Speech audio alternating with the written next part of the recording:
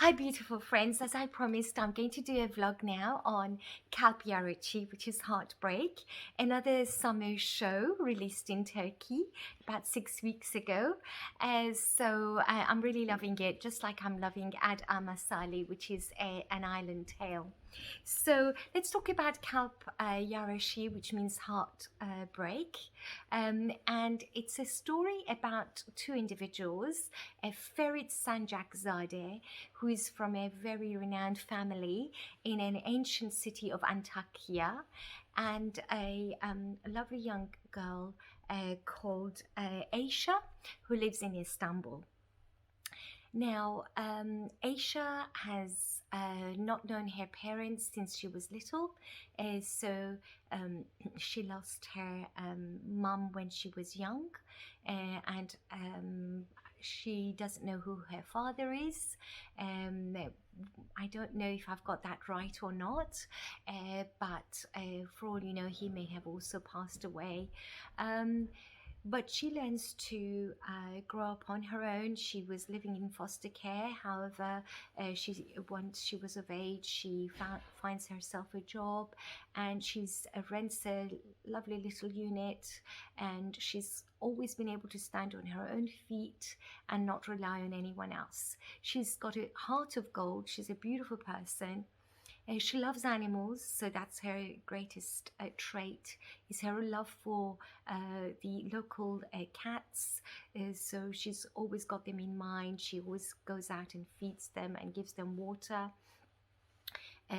One of her part-time jobs, and she has a few jobs going just to maintain her self an appropriate living. One of her jobs includes dog walking and dog sitting. She also works in a cafe as a waitress, so she's fantastic. I don't think she's ever been able to go to university because she's had to financially support herself, but she's very streetwise. She's got a small group of really good, dedicated friends who love her. Then we have the story of Ferit Sancak-Zade, who comes from a very wealthy, well-to-do family in Antakya, which is an ancient city of old. So it reminds me of Mardin and sort of Cappadocia, where I have visited. So it's one of those really old ancient towns, and it's beautiful. It's a beautiful place. It's not near the sea, or is it? I'm just trying to remember. Anyway, so this family have got a lot of land. They have a lot of clout in the area they live in, and they love their children and they want the best for their children. The mother is very forceful, and she's got her own opinions, and it's actually her house that she inherited that they live in. So she's always had the upper hand to her husband, the kid's father. Now, it's always been her wish that her son, her second son, Ferit, marries her best friend's daughter, Hande. And this has been the two ladies' wish since forever. And finally, 3 days before the wedding arrives, and that's when the story sort of starts. Ferit goes to the stables and catches Hande in a deep, passionate kiss with their mutual best friend Yaman. So Yaman was a childhood friend who was taken by the family as though he was their own. It's actually Ferit's dad's secret child, in fact. Not so Yaman is not the gardener, the handyman's, the housekeeper's son. there is a story behind Yaman. Yaman is actually a secret child of Ferit's father, so his stepbrother. But all their childhood, they were brought up as best friends, and Hande as well. So there are photographs of their childhood together, so they never spend a day without each other. But since their childhood, Yaman always had issues with Ferit, with jealousy, and something he couldn't help. But Ferit loved him regardless, and wanted to, when he grows up, have a son of his own and name him Yaman. That's how close they used to be. So I think we are made to understand that yes, they had a deep friendship, and Ferit was just happy to go along with this marriage just to keep his mum happy and his best friend Hande happy. He didn't realize that he's not actually in love with her. He just seemed to be going with the flow until he catches them in the stables in the passionate kiss. Now, there's a story behind the passionate kiss. Apparently, at some stage, maybe when Ferit was at university, away from home, Hande and Yaman did have a small fling, but it was over before it started. But it was and Hande put it behind her. However, Yaman never stopped feeling deeply in love with Hande. So as it came closer to the wedding, he was adamant to do something, to make a strong move on Hande, to make her wake up from this nightmare and stop the marriage so that they could be together at last. So it is in that moment that he grabs her in the stables, and where he found her alone and wanted to have a chat with her and forced a kiss on her to see if she has still feelings for him, which he's actually convinced she must have. And it was in that moment that Ferit happens to walk in and catch them. Ferit runs out of the stables in shock, in a state of shock. Hande hears something, so she runs out and realizes that it was Ferit, and she's anxious and worried that he might have seen something. It's too late because he's in the car and out of the town. He just drives, he just tries to get away as far away as he can. He ends up in Istanbul, where they usually go on holiday, and they have their own unit in a beautiful hotel there. So he goes to clear his thoughts, decides to go there to clear his thoughts. As he was getting closer to the hotel, he has an accident, almost a near accident, and hits a dog, a runaway dog. In the meantime, and that's where, and the time that he meets and sees Aisha for the first time. That's where their first encounter is, in that first episode.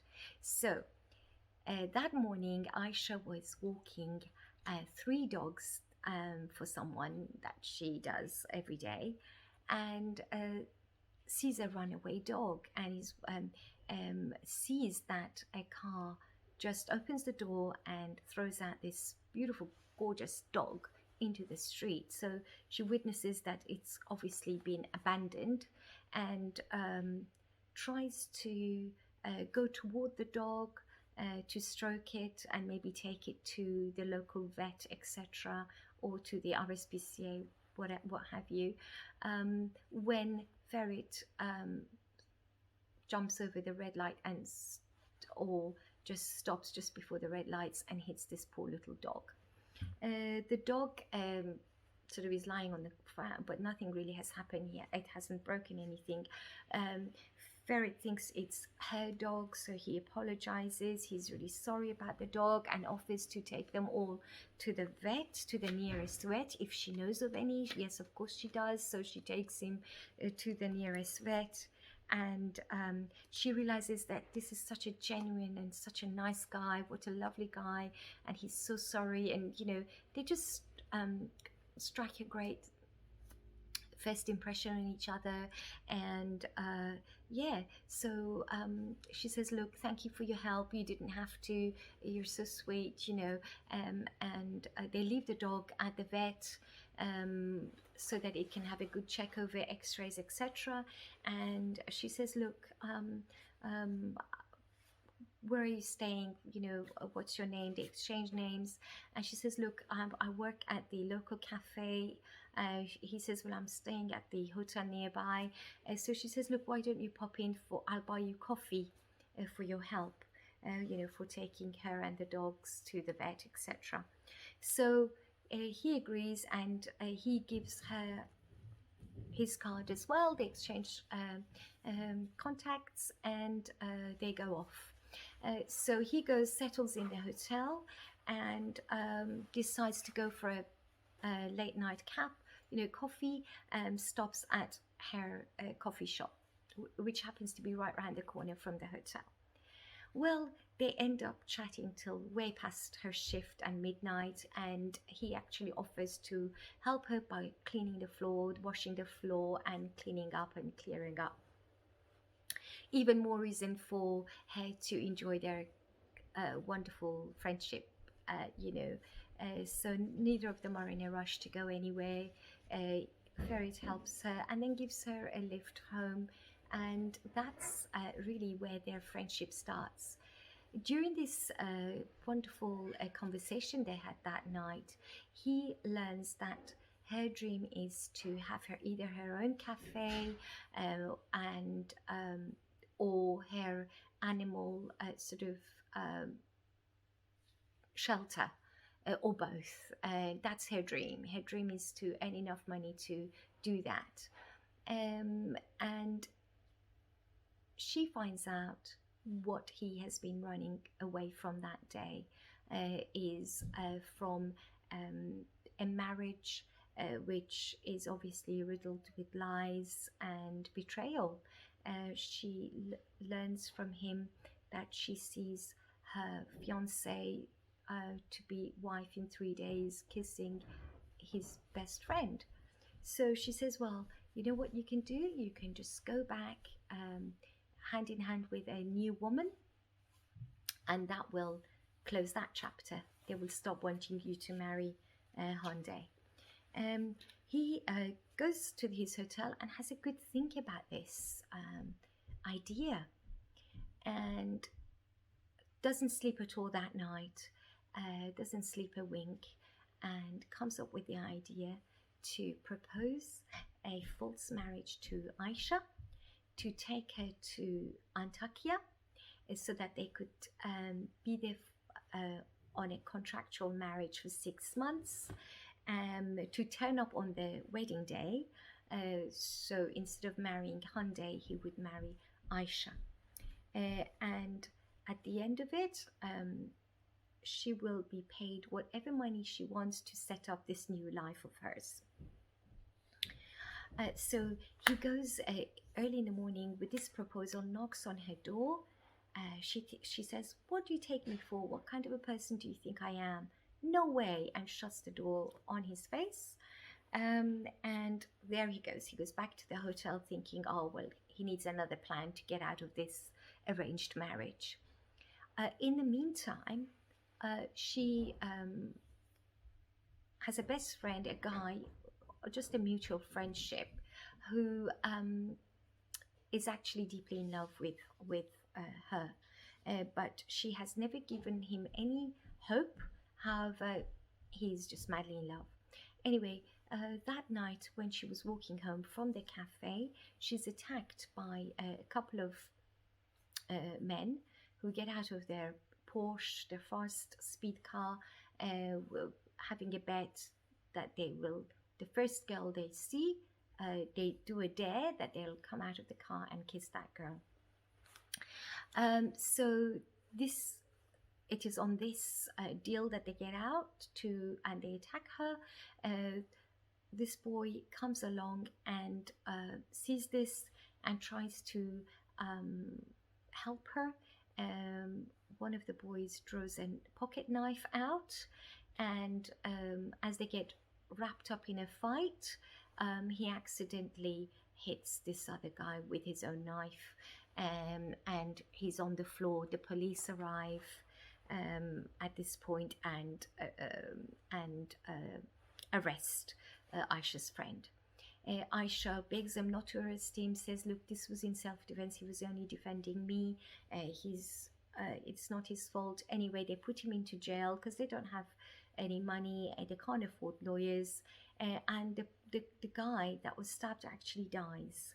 So this guy is now imprisoned long term unless Aisha comes up with a plan to afford to have a good lawyer to get him out, to bail him out, etc. So suddenly, overnight, in a matter of just one incident, her whole world is turned upside down, and her best friend has ended up in prison through no fault of his own, only trying to protect her from the hands of these two attackers. It's so desperate and destitute to come up with the lawyer's fees, which are extortionate. She decides to go ahead with Ferit's proposal. So she goes to his hotel, and without any beating about the bush, she says, look, I'm ready to take on your proposal. He's kind of taken aback. Are you sure? She says, yes, but on the one condition that you do not ask me why. The reasons I have are personal. You don't question me about them. You don't ask me any questions. We sign a contract, and you pay me some money up front, and you pay me the whole money without any questions, and we divorce in 6 months, as you said. He says, I've actually got the agreement drawn up. I will get it finalized and you can sign it, but we need to go ASAP. So, because the wedding is tomorrow. So they sign up the contract, and that's it. They go off to Antakya. She says goodbye to her best friend, who is the sister of the guy in prison, of her friend in prison, and she leaves. On the way, they stop at the fields, look at Antakya in the distance, and she loves the fresh air. She just loves the vibe. And he says, before we go and meet my family, especially my mom, I want to just break my family into my family very gently. I have to warn you about my mom, but I think she will come round, but it will not be easy. She won't accept you. She won't accept anyone else other than Hande as her bride, but I'm sure that you will bring her around, and we can together convince her that our marriage is real, etc. But let's have a meal. So they go to a lovely little cafe, restaurant, and they have a lovely meal. He introduces her to the local food and how they should eat the local food, that kind of thing. And then they arrive at the hotel, and they make their debut entry to the mansion, to the family, and on the wedding day. So this is the third day of their meeting. She comes down the stairs of the hotel in the wedding dress, and he puts on the fake wedding rings on them, and they enter the mansion whilst Hande was ready in her wedding dress. He says, hi everyone, thank you to all the guests, here is my wife. And so that's where the first episode ends. The next few episodes show us how they're trying to convince the family that this is a true love, this is a marriage out of love, because they were all saying he has never spoken recently about any girl called Aisha. Suddenly he turns up with her as his bride. There must be some sort of a plan, this must be a game that they're playing, and they try and convince them that this is not a game, that it is love. A few incidents occur where she gets really wet in the cold and she gets a really bad fever, and he looks after her very caringly. Um, there's another episode where his mum throws all of her clothes which belong to her mum away in rubbish bags, and she goes in the rain to bring them home, and he accepts her for who she is. He shows so many acts of kindness, and she shows so much sincerity and humility, that they both begin to form a really good understanding, a really deep friendship, and a very strong bond. And through a game, a love story is developing. Um, Aisha soon realizes that she's falling for him, that she can't stick to her end of the bargain in 6 months and leave him, because she's becoming attached. And in the same way, he's feeling that he doesn't probably want to give up on her at the 6 months, and is curious and jealous when uh, her friend calls him and wants to know who Baha is. Who's this guy Baha? What does he mean to her? Is he her boyfriend, or is he an ex? Um, so so we have a love triangle between Baha, Aisha, and Ferit, whilst concurrently we have another triangle of Hande, Ferit, and Aisha, where Hande has a one-sided love towards Ferit and wants to prove that his marriage to Aisha is just a game, and it will be not long before he can reveal that this is that it's a game, and that she can have Ferit back and marry him. Then we have a third love triangle, which is between Yaman, Hande, and Ferit. So Yaman being their mutual childhood friend, who has a single-sided, unreciprocated love toward Hande, and is trying to make her jealous by going out with her best friend, who is in love with him. And so it's just all a bit of a mix-up. In the meantime, we have their Ferit's paternal uncle and sister, sort of aunt-in-law, that live in the same house as them, who apparently had who was apparently in love with Sanjak-Zada Senior, Ferit's father, years ago. And Yaman is their son, but she doesn't know, because she visits his grave regularly and cries for hours at his grave. So I think that maybe she was betrothed to be married to the brother of Ferit's father, but falls in love with Ferit's father. But maybe Ferit's grandparents didn't want his father to marry her. Maybe her parents wanted her to marry the other guy.